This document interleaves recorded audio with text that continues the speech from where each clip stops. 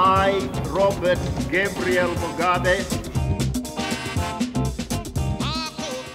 It is time to remove the illegal economic sanctions on Zimbabwe. After over 100 years of colonialism, apartheid, and brutal racist oppression under British rule, the people of Zimbabwe fought and won a national liberation war in 1980. The terms of the transition of power back to the indigenous people of Zimbabwe were laid out in the Lancaster House Agreement. On a question of land which was violently seized by the British colonizers, the United States and the UK agreed to buy back land from the white settlers. Unfortunately, they reneged. We are an African people! In 1998, white settlers, 5% of the population, owned 80% of the arable land in Zimbabwe.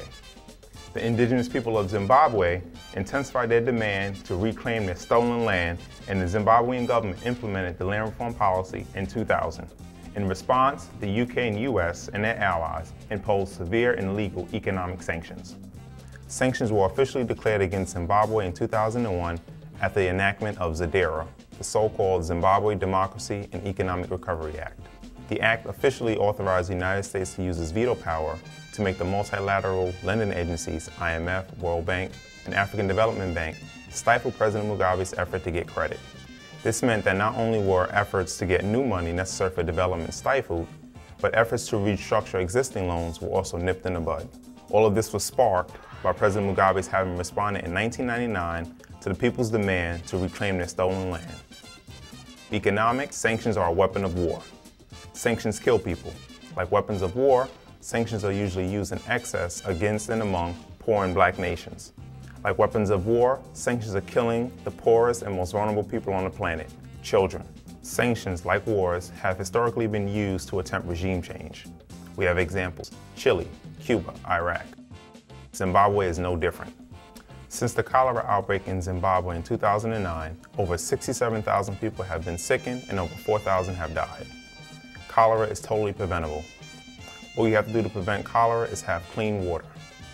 In Zimbabwe, sanctions have created critical shortages of supplies of clean water, water purification equipment, agricultural equipment, medications, credit, loans, and other necessities. Please recognize that the imposition of economic sanctions on a developing nation like Zimbabwe is not an alternative to war, but such imposition is war itself. Sanctions have also had adverse and downstream social and economic effects on the Zimbabwean economy's key sectors.